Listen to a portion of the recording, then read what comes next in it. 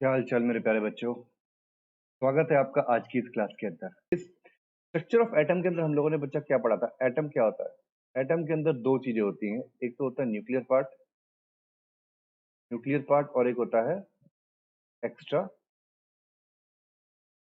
Nuclear part. Nuclear part के अंदर proton plus neutron और एक्स्ट्रा न्यूक्लियर पार्ट इलेक्ट्रॉन होते हैं। अब ये प्रोटॉन न्यूट्रॉन इलेक्ट्रॉन ये आए कहाँ से, पता कैसे लगा? ऐसा तो है नहीं किसी साइंटिस्ट को जो है रात को जो है सपना आया, भगवान जी आया उसके सपने में कि भैया हाँ भाई ये न्यूक्लियर पार्ट है, ये एटम स्ट्रक्चर, चलो कल किताब छाप देना और उसके बाद गेटवे के बच्चों को परेशान करेंगे हम। तो ऐसा कुछ नहीं था। इन लोगों ने बहुत सारे बच्चों एक्सपेरिमेंट करने स्टार्ट करे। तो इन एक्सपेरिमेंट के साथ साथ इन लोगों को जो है क्या कहते हैं पता लगा कि भाई एक कुछ इलेक्ट्रॉन नाम की चीज होती है, कुछ प्रोटॉन होता है, कुछ न्यूट्रॉन होता है। चलो अभी हम पढ़ते हैं इलेक्ट्रॉन की डिस्कवरी किस तरीके से हुई। इलेक्ट्रॉन की डिस्कवरी में हाथ है बेटा जे जे थॉमसन दादाजी का। थॉमसन, इन्होंने एक एक्सपेरिमेंट किया था, जैसे हम कैथोड रे ट्यूब एक्सपेरिमेंट बोलते हैं। कैथोड रे ट्यूब एक्सपेरिमेंट, ये एक्सपेरिमेंट अभी आप लोगों के सिलेबस पे नहीं है। इन्होंने एक एक्सपेरिमेंट करा कैथोड रे ट्यूब। उस एक्सपेरिमेंट में इन्होंने पाया कि एक रेज जनरेट होती है बच्चों, एक रेज जनरेट होती है एक स्पेसिफिक चीजों पे। उस रेज जो है वो पॉजिटिव चार्ज पार्टिकल की तरफ जाती है। ठीक है। और जब वो रेज जनरेट होती है वो पॉजिटिव चार्ज पार्टिकल की तरफ जाती है तो इसका मतलब उनके पास खुद क्या है, नेगेटिव चार्ज हो गया। तो इस तरीके से उन्होंने इलेक्ट्रॉन की डिस्कवरी करी, जे जे थॉमसन ने। किसकी डिस्कवरी करी? इलेक्ट्रॉन की डिस्कवरी करी। ठीक है। सेम इसी एक्सपेरिमेंट को थोड़ा आगे बढ़ाया और एक गोल्डस्टीन नाम के साइंटिस्ट थे, जे गोल्डस्टीन था शायद, एग्जैक्टली वो ध्यान नहीं। गोल्डस्टीन गोल्डस्टीन के साइंटिस्ट थे, गोल्डस्टीन नाम के साइंटिस्ट थे। उन्होंने प्रोटॉन की डिस्कवरी करी। प्रोटॉन पे उन्होंने बताया कि पॉजिटिव चार्ज पार्टिकल है। इलेक्ट्रॉन पे बताया थॉमसन अंकल ने क्या, नेगेटिव चार्ज पार्टिकल्स होते हैं। गोल्डस्टीन ने प्रोटॉन में बताया पॉजिटिव चार्ज पार्टिकल होते हैं। तो इन दोनों ने ये बता दिया भाई एक एटम के अंदर एक पॉजिटिव होता है, एक नेगेटिव चार्ज पार्टिकल होता है। अभी इन्होंने सिर्फ पार्टिकल्स के बारे में बताया, बाकी कैसे होते हैं किस तरीके से होते हैं उसके बारे में किसी ने बताया। अब इनके बाद में न्यूट्रॉन आया। एक चैडविक नाम के साइंटिस्ट थे, चैडविक। उन्होंने कहा कि भाई तो पॉजिटिव चार्ज भी हो गया और नेगेटिव चार्ज भी हो गया, बट जो मास ऑफ इलेक्ट्रॉन है वो क्या है, वो अभी भी ज्यादा है। मैं इन दोनों के मास को जो है टोटल कर देता हूं तो मेरा मास ऑफ इलेक्ट्रॉन नहीं बनता। इसका मतलब इलेक्ट्रॉन के अंदर एक ऐसी चीज और है जिसपे नो चार्ज, कोई चार्ज नहीं है। तो उस चीज का नाम दिया इन्होंने क्या, न्यूट्रॉन। तो neutron is the entity which do not have any charge but possess mass but with with no charge। तो इस तरीके से न्यूट्रॉन की डिस्कवरी हुई। तो प्रोटॉन इलेक्ट्रॉन और न्यूट्रॉन इस तरीके से बच्चों हमारे लोगों को पता लगे, साइंटिस्टों ने डिफरेंट डिफरेंट एक्सपेरिमेंट पता लगे। अब जब उन्हें पता लग गया कि भैया ये सब चीजें होती हैं, अभी न्यूट्रॉन के बारे में इतना नहीं पता लगा था, न्यूट्रॉन के बारे में काफी लेट पता लगा। सोचते थे पहले इलेक्ट्रॉन और प्रोटॉन ही होते हैं। तो इलेक्ट्रॉन प्रोटॉन के हिसाब से डिफरेंट डिफरेंट साइंटिस्टों ने हमें स्ट्रक्चर ऑफ एटम बताया कि भाई इस तरीके से हो सकता है, इस तरीके से होता है। उनको डिफरेंट डिफरेंट पता लगा। जैसे मान लो जब आप लोग छोटे थे, आप लोग कोई क्रिकेट खेलते थे या कुछ चीज खेलते थे तो आपको इतने सारे शॉट्स नहीं आते थे खेलने। धीरे धीरे आप प्रैक्टिस करते रहे, खेलते रहे, तब आपको शॉट्स खेलने आ गए। तो सेम इसी तरीके से जो डिफरेंट डिफरेंट साइंटिस्ट थे, जब इलेक्ट्रॉन की डिस्कवरी हुई, प्रोटॉन की डिस्कवरी हुई, उसके बाद न्यूट्रॉन्स के बारे में पता लगा, तो उन्होंने क्या करा, अपने स्ट्रक्चर को चेंज करा। तो there are some theories for structure of atom. अभी हम आज उन थ्योरीज के बारे में पढ़ाई करते हैं फटाफट। सबसे पहले हमारे पास आए थे बेटा थॉमसन दादाजी। थॉमसन दादाजी ने एक बड़ा ही 1904 के अंदर एक थ्योरी हमें दी थी, 1904 में, 1904 के अंदर इन्होंने हमें एक थ्योरी दी थी। जब हम लोग अंग्रेजों से लड़ रहे थे तब ये एटम के पीछे पड़े हुए थे। तो एटम के पीछे जब ये पड़े थे, ये बेटा खाने पीने के बड़े शौकीन थे। बहुत ही मतलब भुक्कड़ किस्म के इंसान थे ये, आपको बोला जाए तो। इन्हें खाने में और इन्हें एटम में तरबूज दिखता था, कुछ लोग कहते थे इन्हें प्लम पुडिंग दिखती थी, तो इनका जो मॉडल था उसका नाम भी यही पड़ गया, प्लम पुडिंग मॉडल और वाटरमेलन मॉडल, वाटरमेलन तरबूज मॉडल। अब तरबूज MODEL, हाँ जी मॉडल। अब तरबूज तो आप सबने देखा होगा, प्लम पुडिंग को चलो मैं एक बार को मानता हूँ, आप लोगों ने नहीं ध्यान दिया। तरबूज देखा है तो कैसा होता है तरबूज बच्चों? जरा तरबूज गोल होता है ऐसे कुछ, इसको अगर काट दोगे तो क्या होगा? इसको काटोगे तो ये सारा का सारा रेड पोर्शन मिलेगा आपको यहाँ पे, और उस रेड पोर्शन में आपको क्या है, कुछ काले काले बीज नजर आएंगे। इस जगह मैं काले काले बीज बना देता हूँ इसके अंदर, लो तो बेटा भाई, ये काले काले मैंने इस तरीके से बीज बना दिए, ये तरबूज हो गया। अब वो थॉमसन अंकल को इसी तरबूज में क्या हुआ, अपना मॉडल मिल गया, किसका? एटम का। वो कहते हैं कि भाई Thomson propose that an atom consist of a uniform sphere of positive charge. ये जो लाल लाल वाला पोर्शन है, this is a positive charge particle in which electrons are present at some places. और ये जो काला काला पोर्शन है ये क्या है? Negative charge electrons. तो इन्होंने तो इस तरीके से बता दिया, देखो ये पूरा का पूरा स्फीयर है, ये पॉजिटिव चार्ज पार्टिकल्स हो गए, और ये छोटे छोटे इलेक्ट्रॉन्स इधर उधर घूम रहे हैं, ये हो गए इलेक्ट्रॉन्स हो गए। तो उन्होंने ये स्ट्रक्चर बताया भाई, उन्होंने बस बता दिया कि भाई ऐसे होता है। अब इसको उन्होंने प्लम पुडिंग का नाम भी दे दिया और वाटरमेलन का। अब कुछ बच्चे थे, जैसे कुछ बच्चे होते हैं ना, सर ये ऐसे क्यों हुआ, हर चीज में उनको वो क्यों क्वेश्चन मार्क लगाते हैं, तो बहुत अच्छी बात होती है। तो ऐसे ही कुछ साइंटिस्टों ने बोला कि भाई ये बताओ, ये मॉडल चलता है, इलेक्ट्रॉन घूमते हैं नहीं घूमते? अब ये बताओ कि इसके अंदर इलेक्ट्रॉन कैसे कैसे होते हैं, कितने इलेक्ट्रॉन होते हैं, इनका मास कैसे होता है? तो थॉमसन अंकल इस बातों को लेकर हो गए चुप, कि भैया मेरे पास इन बातों का कोई जवाब नहीं है, मुझे इतना समझ में आई ये बात कि ऐसा कुछ होता है।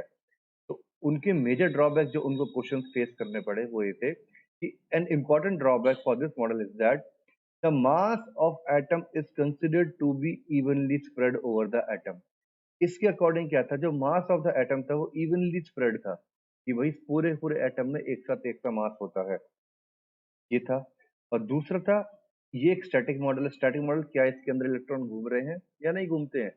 वो कहता था कि ये बिल्कुल एक जगह स्टेशनरी है, it does not reflect the movement of electron. तो ये दो जो चीजें थी बच्चों, इस चीजों में के आंसर अगर इनसे कोई पूछता था तो थॉमसन अंकल इजीली आपको जवाब नहीं दे पाते थे, ठीक है। और कुछ साइंटिस्ट अलग से भी लगे पड़े थे, उन लोगों ने कुछ डिस्कवरीज करनी स्टार्ट करी, उनकी डिस्कवरी में पाया गया कि भैया थॉमसन जो है उसको सेटिस्फाई नहीं कर रहा, तो हमने क्या करा, इस मॉडल को कर दिया रिजेक्ट। थॉमसन अंकल को सॉरी बोली और इस मॉडल को कर दिया रिजेक्ट, कि अंकल जी देखो, आपने बहुत अच्छी बात है, सबसे पहले हमें चीजों के बारे में बताया, बहुत बढ़िया, thank you very much, but आपने सारी बातों के बारे में नहीं बताया। तो आप लोगों ने भी बच्चे महसूस किया होगा कि बचपन में कुछ चीजें होती है, जैसे हमें डराने के लिए बोलते हैं भूत आ जाएगा, भूत आ जाएगा, ये हो जाएगा, बट ऐसा तो कुछ होता नहीं ना, ये चीजें रियलिटी में तो नहीं आती, ठीक है। तो सेम अंकल, थॉमसन अंकल को जो है थोड़ा बुरा लगा होगा उस टाइम पे कि हाँ भाई मेरे साथ बदतमीजी कर रहे हो आप लोग, बट उसके अगेंस्ट में आए थे रदरफोर्ड। रदरफोर्ड क्या था, इन्हीं का ही एक स्टूडेंट था रदरफोर्ड, ठीक है।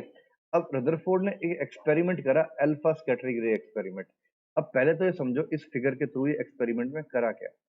रदरफोर्ड ने क्या करा, अल्फा रे का एक सोर्स रखा बच्चों एक डब्बे के अंदर, और उसमें एक बहुत छोटा सा होल करा।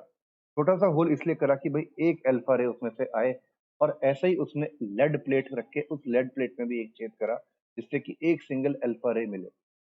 ये पहुंची, यहाँ पे उसने क्या करा, ये एक स्क्रीन रख दी, जिंक सल्फाइड की स्क्रीन बनाई, जिंक सल्फाइड की स्क्रीन बनाई, और एक गोल्ड फॉइल रखी, थिन गोल्ड फॉइल, जो कि 0.0004 सेंटीमीटर की थिन थी।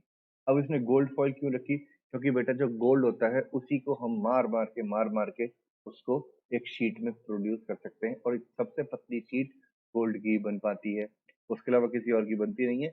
तो भाई ने क्या करा, गोल्ड को पकड़ लिया, ठीक है। तो जिंक सल्फाइड की स्क्रीन रखी, गोल्ड को लिया। सबसे पहला क्वेश्चन आता है कि भाई Y gold is used, because gold is the most ductile, you can say this one, sorry, ductilely malleable, most malleable metal, and for which a thinnest sheet can be produced। तो उस thin sheet के लिए उसने क्या करा, ये रखा। ये तो एक्सपेरिमेंट की बात हुई। अब आ जाओ, एक्सपेरिमेंट करा और क्या क्या उन्होंने उसमें देखा। अब पहुंच जाइए रदरफोर्ड की आंखों से, देखते हैं क्या मिला। सबसे पहले रदरफोर्ड की ऑब्जर्वेशन थी बच्चों कि most of the alpha particles, nearly 99.9%, went straight through without suffering any deflection. अब एक बात बताओ, इसको मैं छोटा सा एग्जांपल देता हूँ। मान लो आप क्लास से बाहर निकले हो, क्लास से बाहर निकल गए और आपको वॉशरूम तक जाना है, कोई नहीं मिला, बड़े प्यार से गए आप वॉशरूम और घर से चले गए और गायब, घूमने फिरने चले गए आप लोग। जैसे ही क्लास के बाहर निकले, देखा कि पीटीआई है या कोई ऐसी मैडम है, आपने क्या करा, अपना रास्ता बदल दिया थोड़ा सा, या तो आप ये करोगे। और जैसे ही आप क्लास के बाहर निकले, देखा अमित सर खड़े हुए हैं यहाँ पे, प्रिंसिपल सर खड़े हैं, तो क्या करोगे, तुरंत उल्टे, या तो बेटा पिटोगे। तो तुरंत जैसे ही क्लास के बाहर निकले, तुरंत अंदर पहुंच गए। ठीक है, तो ये 3 केस हुए, 1 2 3। पहला केस तो आप जो कहते हो भाग भाग के चले गए, कोई नहीं देखा क्लास में, चलो भैया घूमते फिरते हैं। दूसरे केस में देखा कोई टीचर खड़ा है, कोई पीटीआई मैडम खड़ी है, कोई पीटीआई सर खड़ा है, तो आपने रास्ता बदल लिया अपना। और तीसरे केस में देखा भाई साहब अमित सर ही खड़े हैं, तो ना रास्ता बदला ना कुछ करा, चुपचाप जैसे आए थे चुपचाप क्लास में बैठ गए। तो ऐसे ही यही 3 चीजें उन्होंने ऑब्जर्व करी। इन्होंने ऑब्जर्व करा alpha particles nearly 99.9% went straight through without suffering any deflection।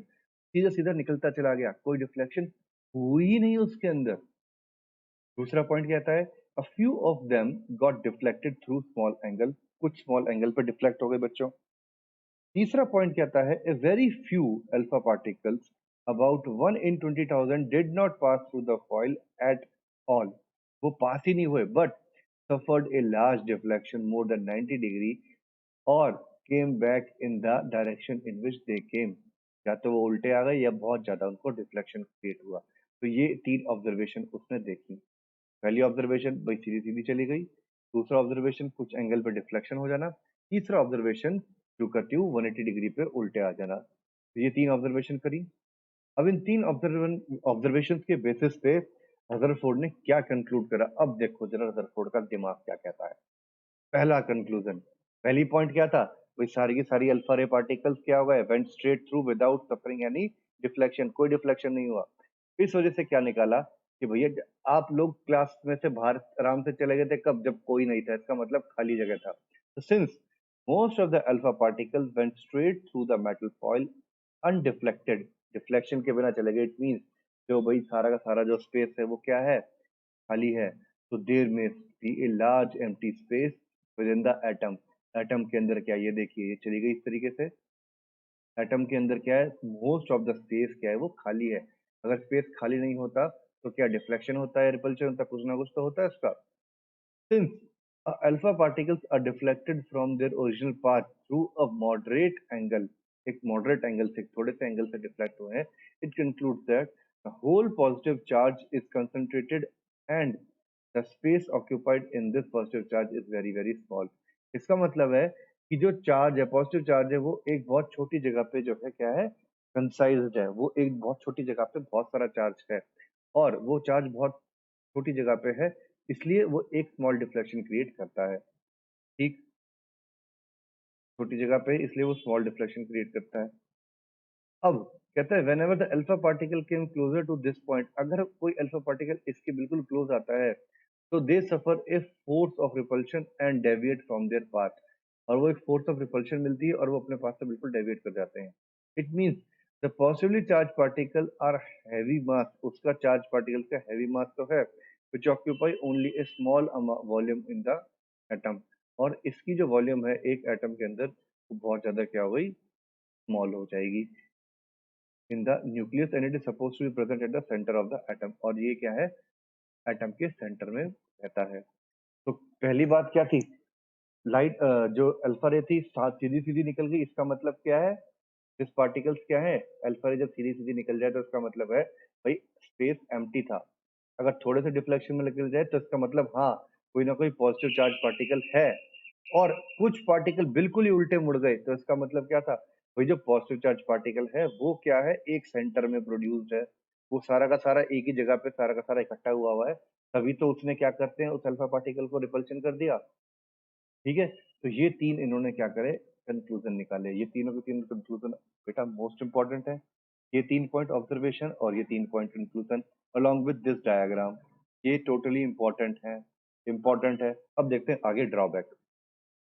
अब जो मेजर ड्रॉबैक था रदरफोर्ड मॉडल का वो ये था कि does not explain the stability of atom, ये एटम की स्टेबिलिटी के बारे में नहीं पता कर पाया। कि भाई एटम स्टेबल किस तरीके से होता है। ठीक, क्यों? क्योंकि एक उस टाइम पे इलेक्ट्रोमैग्नेटिक थ्योरी थी फिजिक्स के अंदर, वो क्या कहती थी कि अगर कोई चार्ज पार्टिकल किसी दूसरे चार्ज पार्टिकल की तरफ घूमेगा, तो if A charge particle undergoes accelerated motion, वो किसी के मोशन में घूमता है, देन इट रेडिएट एनर्जी और लूज एनर्जी, वो एनर्जी को लूज करता है। बस सीधी सी बात है, अगर आप लोग सुबह सुबह जाते हो ग्राउंड के अंदर, आप चक्कर काटने लगते हो, तो क्या होता है, आपकी एनर्जी बाहर निकलती है। अब धीरे धीरे चक्कर काटने बंद कर देते हो, इस तरीके से छोटे छोटे छोटे छोटे कर देते हो। सेम ऐसे ही बेटा किसके साथ हुआ, इलेक्ट्रॉन के साथ हुआ। इलेक्ट्रॉन चक्कर काट रहा था, इलेक्ट्रॉन चक्कर काट रहा था, काटते काटते काटते काटते उसका क्या हुआ, एनर्जी को लूज करने लगा। जब वो एनर्जी को लूज कर देगा, एक टाइम ऐसा आएगा जब उसने सारी सारी एनर्जी लूज कर दी और वो कहाँ पहुंच गया, सीधा सीधा पहुंच गया तो न्यूक्लियस के अंदर, और वो खत्म हो गया। तो एटम गेट कोलैप्स्ड, और ऐसा तो होता नहीं है। जब भाई एनर्जी सारी लूज कर देगा, इलेक्ट्रॉन सारे सारे एटम इसके अंदर घुस जाएंगे, तो एनर्जी तो खत्म हो गई। बट ये केस नहीं होता, अगर एनर्जी खत्म हो गई, सारे सारे इलेक्ट्रॉन इसके अंदर कोलैप्स हो गए, तो इसका मतलब क्या, वो एटम तो एग्जिस्ट ही नहीं करता भाई। एटम क्या हो जाएगा, एक अनस्टेबल क्वांटिटी बन जाएगा। तो ये चीज हो नहीं सकती। तो रदरफोर्ड अंकल से जब ये बारे में पूछा गया कि भैया ये ऐसी चीज आपने बताई है, तो उसके पास उनका कोई जवाब नहीं। अब इसी चीज को थोड़ा सा सही कर दिया कि इन्होंने, बोर अंकल ने, नील बोर नाम के एक साइंटिस्ट आए। नील बोर ने क्या करा, रदरफोर्ड को ही जो है अपना बेस बनाया, और दो बातें उसके अंदर बोल दी कि भैया only a certain special orbit, ये जो उन्होंने बताई थी ना ये चीज, इलेक्ट्रॉन्स होते हैं ये ऑर्बिट में होते हैं, तो only certain special orbit known as discrete orbit of electrons are allowed inside the atom. एक एटम के अंदर एक स्पेसिफिक एनर्जी के ही ऑर्बिट होते हैं। ऐसा नहीं है कि कोई एनर्जी इधर से या इधर से कहीं भी घूम फिर रहे हैं, सही अपनी मर्जी से नहीं घूम रहे। इनके एक अपने अपने ऑर्बिट होते हैं, हर एक इलेक्ट्रॉन के अपना एक स्पेसिफिक ऑर्बिट होता है एनर्जी बेस्ड। ठीक है। और दूसरा पॉइंट क्या बताया, while revolving in the discrete orbit of electron do not radiate energy. और जब कोई इलेक्ट्रॉन अगर वो इसमें घूम रहा है, तो this electron is not going to discrete और is not going to radiate energy, any energy, वो कोई एनर्जी को बाहर रेडिएट नहीं करेगा। तो उन्होंने बताया कि इस तरीके से आपके शेल्स होते हैं। उन्होंने shell K, L, M, N, इस तरीके से शेल्स का उन्होंने कंसेप्ट जो है हमें बताया। तो रदरफोर्ड मॉडल यहाँ पे क्लियर होता है। पहली बात क्या रखी कि भाई एक डिस्क्रीट होता है, डिस्क्रीट का मतलब होते हैं स्पेशल ऑर्बिट, और इनकी energy special orbit, and energy is fixed, energy is fixed. इनकी एनर्जी क्या फिक्स होती है, और फिक्स होगी तो इलेक्ट्रॉन इधर से उधर नहीं भागेगा। और इलेक्ट्रॉन जो है क्या करता है बच्चों, कोई भी electron is not going to radiate any energy. तो ये था हमारे पास नील बोर अंकल का एक्सपेरिमेंट। ठीक है। अब इसके अलावा बस अभी आज के लिए हम लोग यही पढ़ते हैं यहाँ पे, नील बोर अंकल ने क्या करा, कैसे कैसे चीजें ये हुई। तो ये तीनों के तीनों, Thomson, Rutherford and Niels Bohr, ये फटाफट अपनी कॉपी में करो, और ये तीनों के तीनों इंपॉर्टेंट हैं। इसमें से नील बोर भी, थॉमसन भी इंपॉर्टेंट है, ये क्या नाम है इसका आपका, रदरफोर्ड और नील बोर, ये तीनों तीनों इंपॉर्टेंट है आपके पास। अलॉन्ग विद देयर ड्रॉबैक, इन सब चीजों को पढ़िए। हाँ, नील बोर के भी कुछ कुछ ड्रॉबैक आए, कुछ कुछ चेंजेस आए, but most of the things जो मॉडर्न आपके पास स्ट्रक्चर ऑफ एटम है, that is depending upon the bore conclusion. जो बोर अंकल ने हमें कंक्लूजन दिए, उनके ऊपर वो डिपेंड करता है। तो सभी जो मॉडल्स है बच्चों, उन सब की जो है हमें एक मेन चीज क्या पता लगती है कि भाई this is centre of the atom is a, yes, इसे क्या बोलते हैं हम लोग, न्यूक्लियस। न्यूक्लियस के अंदर क्या होता है, प्रोटॉन प्लस न्यूट्रॉन। एंड यहाँ पे क्या होते हैं बच्चों, ये different different shells, these are different different shells. अब किसी न्यूक्लियस से इन शेल्स के अंदर इलेक्ट्रॉन को डिस्ट्रीब्यूशन भी होता है, तो वो किस तरीके से होता है, क्यों होता है, वो हम लोग अभी आगे पढ़ते हैं इसके अंदर। और अब आज का टॉपिक जो अभी लिखा हुआ है, वो लिखा है valence shell and the valency electron. तो वैलेंस शेल का मतलब होता है the electrons present in the last shell are known as valence shell. अभी आपको हम बताते हैं, लिखना क्या है आपको इसके अंदर, electrons present in the last shell are known as valence shell or valence electrons. So the outermost shell of an atom is known as valence shell. Outermost electron, outermost shell is known as valence shell. and the electrons present in the valence shell of an atom are known as valence electron. The remaining atom, that is nucleus, and the other atom is known as the core of atom, and electrons present in the core of atom are known as core electrons. For example, if we have a sodium, suppose this is your sodium, this is your nucleus, first shell, second, and third shell. So three shells are there in the case of sodium. So in first shell of sodium we have 2 electrons. Now in the second shell we have 8 electrons, 1, 2, 3, 4, 5, 6, 7, 8. The last shell we have 1 electron. So this is the outermost shell. So this is valence shell, valence shell, and this electron is known as valence electron. Thus, the valence electron in sodium atom is 1. Valence electron 1 हो गया. The core electron कितने हो गए हमारे पास? 2 + 8 10. 10 are the core electrons present in the sodium. Clear?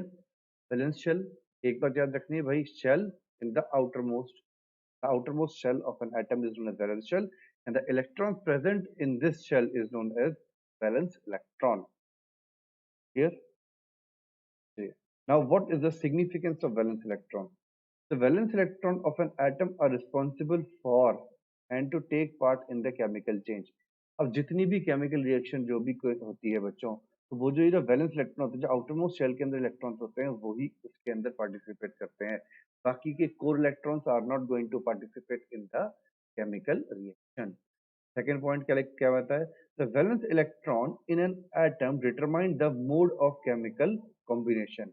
अब chemical combination बच्चों 2 type से होता है. The first one is the ionic, the second one is covalent. Ionic and covalent 2 type से कॉम्बिनेशन होता है. आयनिक, अभी मैं आपको जस्ट एक उसका ओवरव्यू दे देता हूँ कि भाई क्या होते हैं चीजें. इन डिटेल हम लोग इसको क्लास 10 में पढ़ेंगे. आयनिक का मतलब होता है complete transfer of electron, and covalent का मतलब होता है शेयरिंग ऑफ इलेक्ट्रॉन. तो इन्हीं वैलेंस शेल की मदद से हमें पता लगता है कि वेदर आयनिक रिएक्शन होगा या कोवेलेंट होगा. किस तरीके से पता लगता है, आइए पढ़ते हैं हम लोग. The valence electron determine the combining capacity or the valency of the atom. और इससे भी हमें एक चीज और पता लगती है, combining capacity और valency of the atom. The number of electrons in an atom that actually takes part in the bond formation is known as valency of the atom. Now एक third term आती है हमारे पास, valency of the element. Now valency is nothing but the combining capacity or the electrons which are actually participating in the bond formation. That is, electrons which are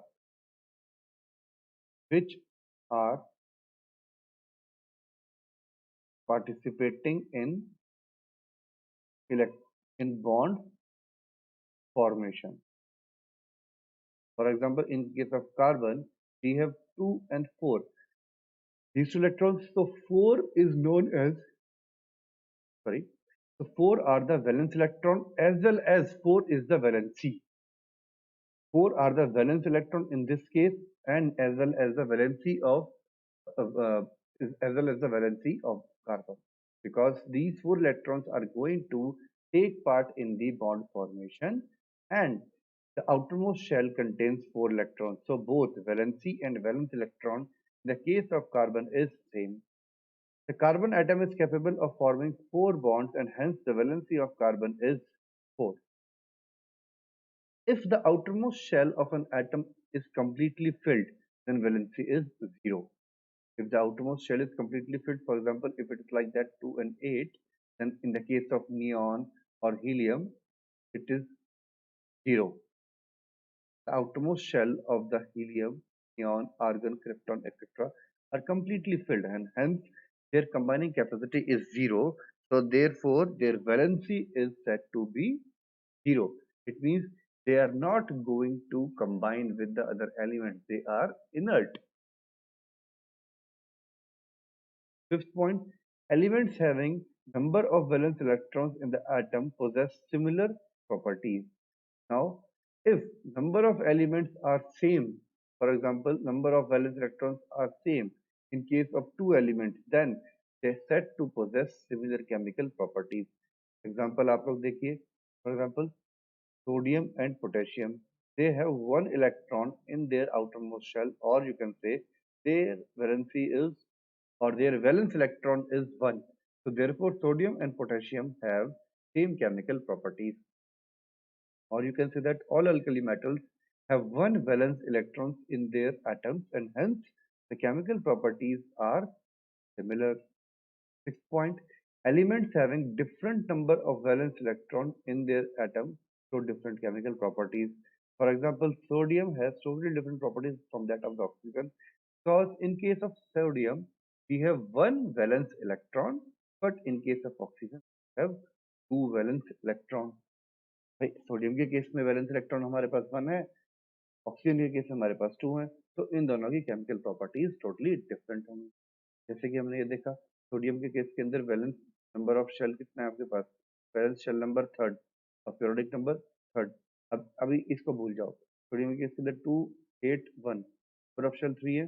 calcium के case के अंदर देखो, calcium में क्या होता है, अब इसके अंदर 2 8 8 2 ये होगा, अब 1 है यहाँ पे और यहाँ पे कितना है 2, 2 valence electron 1 valence electron, totally different हो गया। तो सोडियम एंड कैल्शियम की प्रॉपर्टी क्या हो जाएगी आपके पास, डिफरेंट हो जाएगी। अब एक बात याद रखना बच्चों, वैलेंसी एंड वैलेंस इलेक्ट्रॉन, अगर वैलेंस इलेक्ट्रॉन आपके 4 और लेस देन 4 हैं, लेस देन 4, तो वैलेंसी आपकी क्या हो जाएगी, सेम हो जाएगी।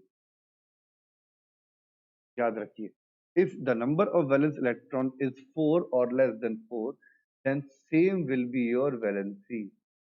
ये चीज याद रखो, if more than 4, more than 4, then valency क्या हो जाएगी बेटा, 8 माइनस वैलेंस इलेक्ट्रॉन। एग्जाम्पल के तौर पे बताता हूँ आपको मैं फटाफट, नाइट्रोजन का केस, एटॉमिक नंबर 7 2 5, तो 5 क्या हो गया, वैलेंस इलेक्ट्रॉन, एंड वैलेंसी कितनी हो जाएगी, 8 माइनस 5 इज इक्वल टू 3। ठीक है यहाँ पे बच्चों, वैलेंसी है, बस इस बात को ध्यान रखना, ये इंपॉर्टेंट बात। That is, if valence electron number of valence electron is 4 or less than 4, then the valency is same. That is, if it has 2 electron, it will be 2. If it has 4, it will be 4. If it has 1, if it will be 1, it will be 3. But if the the valence electron number of valence electron is more than 4, that is 5, 6, 7, 8, then the valency will be 8 minus number of valence electron. For example, in case of nitrogen, आप लोगों ने देखा 7 electron atomic number होता है, 2 and 5 हमने करा, 8 minus में 5 3 हमारे पास क्या होगी बच्चों की, वैलेंसी हो गई। क्लियर होगी बात, ये वैलेंसी वाला फंडा आपको क्लियर है अभी?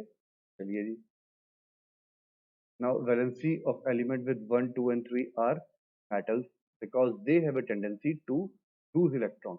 जब भी कभी आपके पास वैलेंसी 1 2 और 3 होगी, दैट इज, वो हमने केस किसका बताया, हमने मेटल का केस बताया, they lose electron and gate positive charge. और पॉजिटिव चार्ज का मतलब क्या है, वो क्या बन जाएगा, वो कैटाइन बन जाएगा।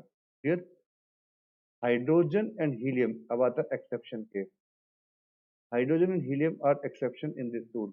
Hydrogen and helium have 1 and 2 valence electrons respectively, but they are non-metals। अब हाइड्रोजन एंड हीलियम के पास में बच्चों 1 और 2 नॉन मेटल एलिमेंट इलेक्ट्रॉन्स होते हैं in the last shell, but उनको हम लोग नॉन मेटल कैटेगरी के अंदर प्लेस करते हैं, ना कि मेटल कैटेगरी के अंदर करते हैं। अब आ जाओ 1 2 3 के बारे में बात हुई थी, अब आ जाइए 4 5 6 7 एंड 8। अब जिसके पास 8 होता है उसके लिए हम लोग बोल देते हैं नोबल गैस, नोबल गैसेस। और 4 5 6 एंड 7 ये हमारे पास होते हैं नॉन मेटल्स। कार्बन देख सकते हैं 2 and 4 है, नाइट्रोजन देख सकते हैं 2 and 5 है, ऑक्सीजन 2 and 6। तो कार्बन के केस के अंदर 4 क्या हो गया आपके पास, valence electron and valency same है आपके पास। In case of nitrogen valence electron कितना है 5, वैलेंसी 3 हो जाएगी। इन केस ऑफ ऑक्सीजन जरा मुझे बताओगे फटाफट, वैलेंस इलेक्ट्रॉन कितने हैं यहाँ पे 6, वैलेंसी कितनी हो जाएगी 2 हो जाएगी। तो इस तरीके से आपके पास होगा note whether the atom while combining with the other atoms form ionic or covalent bond, it is determined by the number of valence electrons present in the atom। अभी इस चीज को भूल जाओ, तो पढ़ने की कोई जरूरत नहीं। तो अब आपको ये समझ में आ गया भाई, अगर किसी के पास में वैलेंस इलेक्ट्रॉन 1 2 और 3 है तो उसको आंख बंद करके बता दो क्या है, वो मेटल है। 4 5 6 7 है तो नॉन मेटल हो गया। और अगर 8 है तो भैया सीधी सीधी बात है, it is going to behave as a noble gas, वो रिएक्ट नहीं करेगा किसी। क्लियर? चलिए नेक्स्ट देखते हैं हम लोग क्या है, वैलेंसी। वैलेंसी आपको मैंने बता ही दिया, valency of an element is the combining capacity of an atom of an element with atoms of same और डिफरेंट एलिमेंट। अब ए है, ए अगर हो सकता है ए के साथ में बॉन्ड बनाए, ए है वो हो सकता है बी के साथ बॉन्ड बनाए। अब वो ए के साथ बॉन्ड बनाएगा तब भी उसको वैलेंसी की जरूरत पड़ेगी। If it is making a bond with B तब भी उसको वैलेंसी की जरूरत पड़ेगी। कंप्लीट इट्स आउटरमोस्ट शेल जरूरत पड़ती है। अब इसके लिए इलेक्ट्रॉन्स को गेन भी कर सकता है, इलेक्ट्रॉन को लॉस भी कर सकता है और इलेक्ट्रॉन को शेयर भी कर सकता है। तीन चीजें हो सकती हैं। गेन एंड लॉस होता है तो उससे बोलते हैं हम लोग आयनिक, और अगर शेयर करता है तो उसे बोलते हैं हम लोग कोवेलेंट। मैंने आपको बताया अगर 1 2 और 3 होते हैं तो वो क्या करता है, लॉस कर देता है, ठीक है। और अगर 4 और उससे ज्यादा होते हैं देन वो क्या करता है, शेयरिंग करता है। और डिपेंड करता है, 4 होता है तो वो शेयरिंग करता है, और अगर आपके पास में 4 होगा तो शेयरिंग करेगा। 5 6 एंड 7 होता है तो क्या करेगा, डिपेंड करता है ये क्या करेगा, शेयर भी कर सकता है और ये क्या कर सकता है, लूज भी कर सकता है। डिपेंड करता है कि सबके साथ में कौन है। क्लियर? चलिए, तो valency of an atom is determined by the number of valence electrons in an atom. ये मैंने आपको बता दिया कि आपके पास पहला और दूसरा पॉइंट है जो अभी इससे पहले आपको मैंने बताया। The valence of electron, the valency of electron equal to number of valence electron if the valency is electron is from 1 to 4। Valence electron 1 to 4 के बीच में है तो वैलेंसी और ये सब सेम होगा। Otherwise the valence of electron is 8 minus number of valence electron if number of valence electron is between 4 to 8। अब इससे पहले एक बार मैं बताता हूँ आपको, फटाफट एक बार बताता हूँ हाउ इलेक्ट्रॉन्स आर डिस्ट्रीब्यूटेड।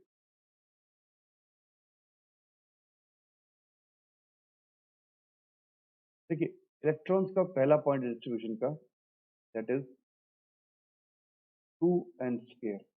इसे बोलते हैं हम लोग 4, सॉरी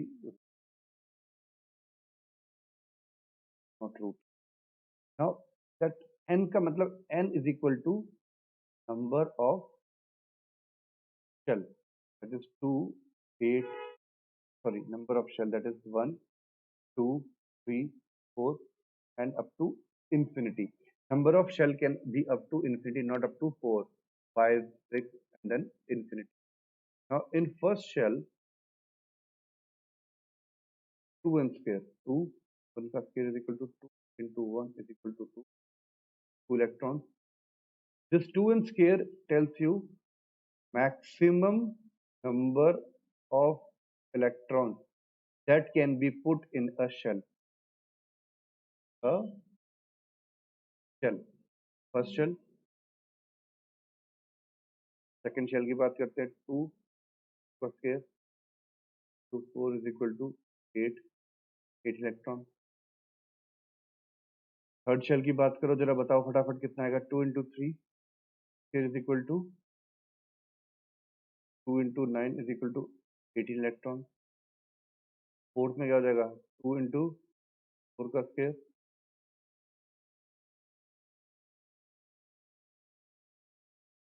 2 8 18 32, that is KLMN 1 2 3 4।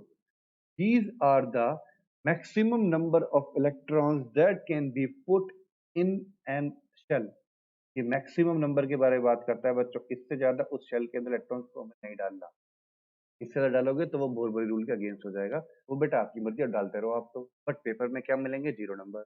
तो ये पहला रूल तो ये याद रखना है भाई, 2n square which tells you about the maximum number of electron. ठीक है, first shell, second shell, third shell, fourth shell, K L M N हम लोग इसका नाम देते हैं। इसमें ये हो गया, इन्हीं को बोल देते हैं हम लोग क्या बच्चों, मैजिक नंबर। ठीक, पर भी बोल देते हैं इनको कि 2 8 18 32। डन यहाँ तक। अब इसी चीज का सेकंड रूल क्या कहता है, that is in outermost shell, in outermost shell we can't put more than 8 electron. Outermost shell में 8 इलेक्ट्रॉन से ज्यादा इलेक्ट्रॉन नहीं आएंगे। देन एंड अगर आते हैं then it will be transferred and then it will be transferred to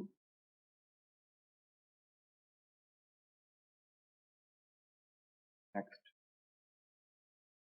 अगर ऐसा होता है तो वो नेक्स्ट में कर देता है। ठीक है, कैसे होता है जरा देखो फटाफट।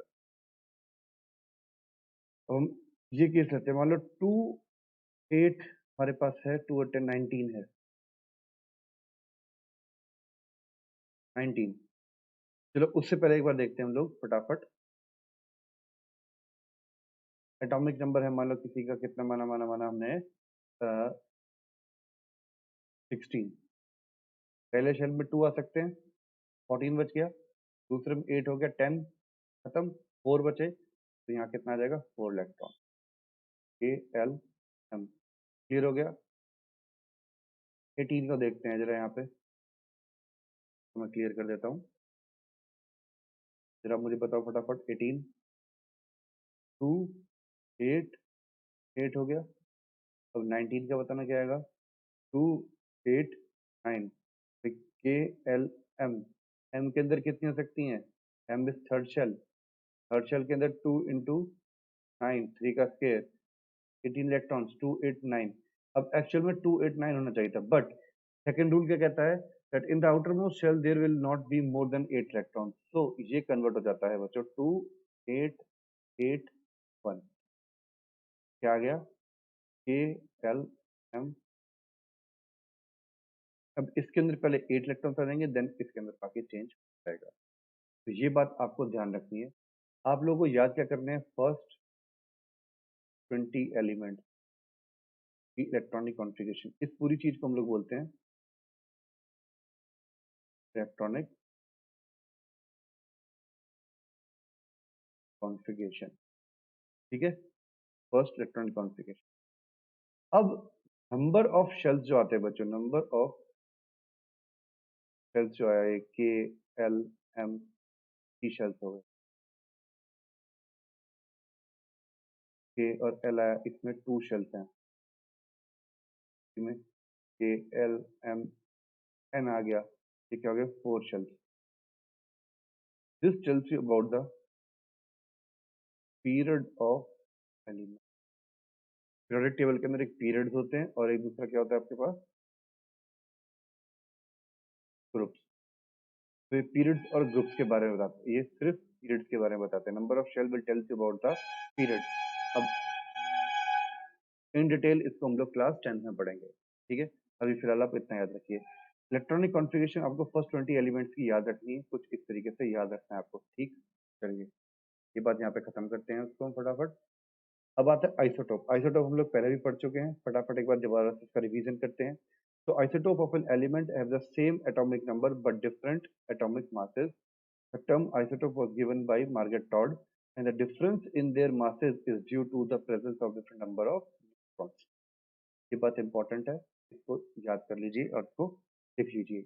आइसोटोप क्या था, same atomic number, that is Z is same but mass number is different. Atomic mass और डिफरेंट मास नंबर, आप लोग इसको इस तरीके से भी याद कर सकते हैं। अब देखिए एग्जांपल, एटॉमिक नंबर कितने हैं आपके पास में, protium deuterium tritium 111, number of proton 111, number of electron 111, mass number कितना है 1 2 and 3, So difference is because of the neutron. In case of hydrogen or protium, we have 0 neutron, deuterium 1 neutron, and deuterium 2 neutron. So एक question यहाँ से बनता है, which species or which element do not have any neutron in it? Hydrogen do not have any neutron in it. आप लोग देख सकते हैं, the difference is because of the number of neutrons. In this case also, in the case of isotopes of oxygen, the difference is because of the number of neutrons. 8, 9 and 10 different number of neutrons आपके पास यहाँ पे हैं, तो इस वजह से भी difference है ये. क्लियर? चलिए तो आगे आते हैं. Characteristics of isotope. The physical property of the isotope of an element are different. Physical property different होती है. This is due to the fact that isotopes have different number of neutrons in the nucleus, and hence their mass, density, and the other physical properties are totally different. But the chemical property, the isotope of an element contains the same number of electrons. Electrons are responsible for chemical property. Neutrons are responsible for physical property. So the number of isotopes, or sorry, number of electrons in an isotope are same. So therefore the chemical properties is same. And since the chemical property of elements are determined by the number of valence electrons in an atom, so all the isotopes have the identical chemical properties. Now application of radioisotopes. This is the most important. पक्का इसमें से एक question तो आना ही आना है. In agriculture, certain elements such as boron, cobalt, copper, magnesium, zinc, and molybdenum are necessary in a very minute quantity for plant nutrition. By radioactive isotopes, we can identify the presence and the requirement of the elements in the plant. So plants में कौन कौन से elements काम आते हैं? Boron, cobalt, copper, manganese, and zinc and molybdenum. ये requirement होती है. इंडस्ट्री के अंदर बच्चों हमारे पास क्या है? Isotopes are used for coating them on the arm of clock in dark. Identify the cracks in the melting cast. अगर melting cast है उसमें कोई crack वैक देखना है या हमें कोई भी चीज डार्क में देखनी है, उसको रेडियम वगैरह के हम लोग क्या करते हैं? कोटिंग कर देते हैं. थर्ड पॉइंट मेडिसिन के अंदर important one. Thyroid, bone disease, brain tumours and cancer are controlled और destroyed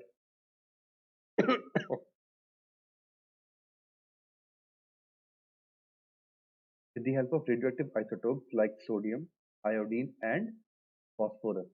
Thyroid, bone disease. Thyroid किस लिए हमारे पास आयोडीन का यूज करते हैं?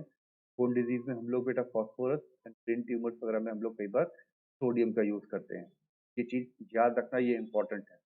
Determine the mechanism of chemical reaction by replacing an atom of A molecule by it's isotope.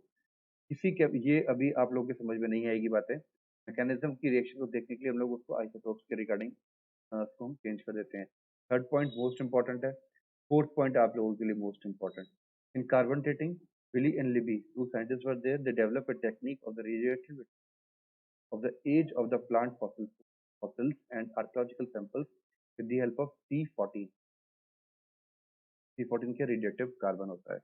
तो ये कुछ इंपॉर्टेंट आपके पास में रेडियोएक्टिव आइसोटोप्स और डिफरेंट डिफरेंट आइसोटोप्स के हमारे पास क्या था बच्चों? ये हमारे पास उनकी एप्लीकेशन पॉइंट थी. I'm again repeating, point number 3, 4 are very important and point number 1 is also very important. Applications of isotope यहाँ कंप्लीट होता है. चलिए अब बात करते हैं आइसो बार. आइसो का मतलब सेम, बार का मतलब होता है भारी, और आप ले सकते हैं इसको मास पर. So the atoms having different elements and different atomic numbers which have same mass number are known as isobar.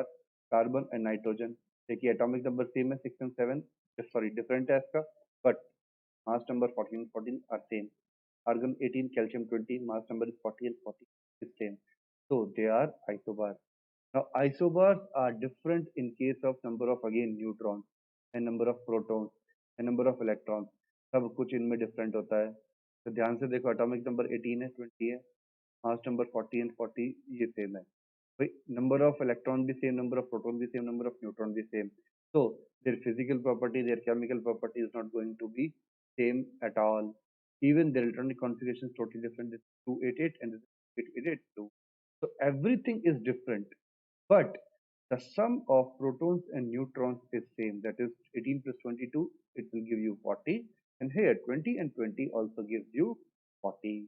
So in case of isobars, the important thing is that the sum of protons plus neutrons is totally same. That is, you can say mass number is same irrespective of their atomic number. Here, so they are known as isobars.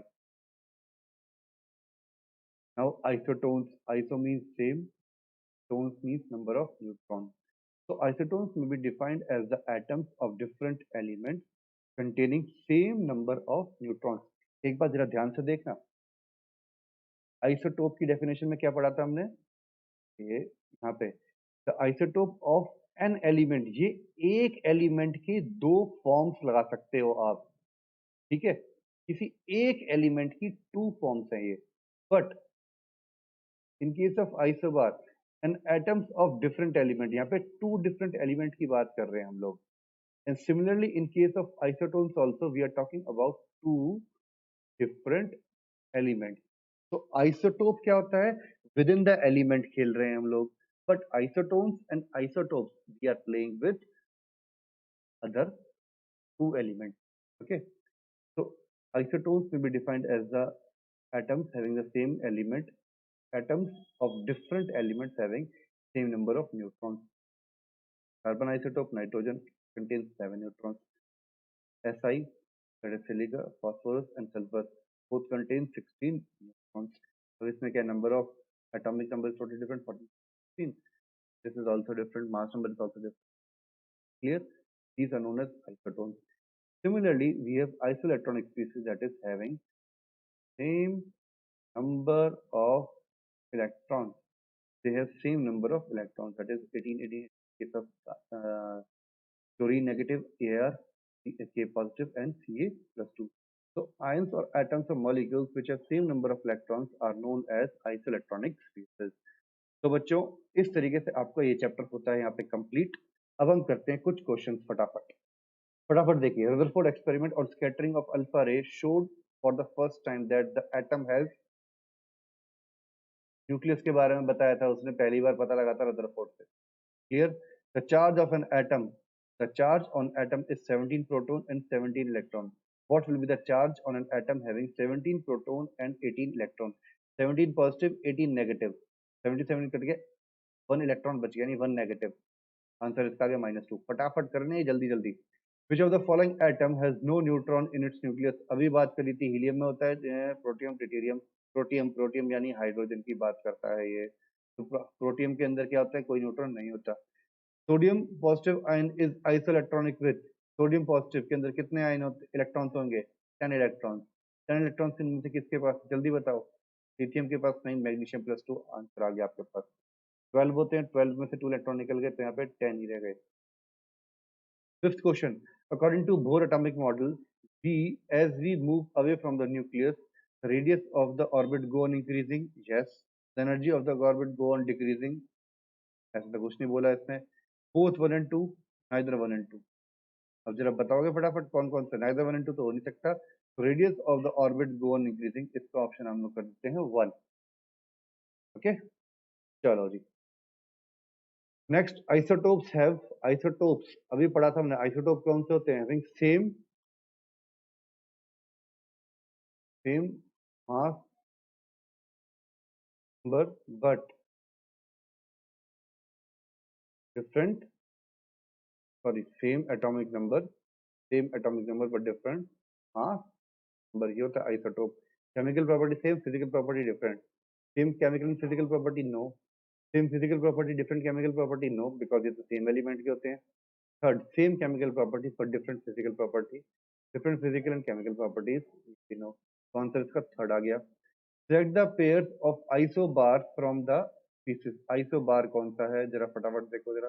37 and 37. A and C. Option number 2 are correct. Isobar का मतलब same mass number irrespective of their atomic numbers. The number of neutron in a sodium is number of neutrons in sodium. Sodium का 23 is your mass number. और हमारे पास में atomic number कितना होता है बच्चों इसका? 11. तो 11 minus 23 कितना बना? 12. आपके पास 12 आंसर आ गया। Question number 9, which of the following is true with respect to cathode rays. अब कैथोड रेज आपके बारे में है नहीं, बस आपको इतना याद रखना है, cathode cathode rays are nothing but a stream of electron. तो इसको ये याद रखिए। कहता है atomic number is equal to what, number of protons, that is number of protons in a nucleus. Answer 2 आ गया। तो ये क्वेश्चन हो गए। ये सारे के सारे क्वेश्चन आपको बच्चों कॉपी के अंदर करने हैं। चलो फटाफट अब एक स्क्रीनशॉट लीजिए इन क्वेश्चंस का। From question number 11 to 14 is your homework. जल्दी से फटाफट स्क्रीनशॉट लीजिए इसका, होमवर्क में करना है आपको। This is also your homework. इनको मैं कल डिस्कस भी करूंगा, आप लोग फटाफट मुझे इसके आंसर बताइए।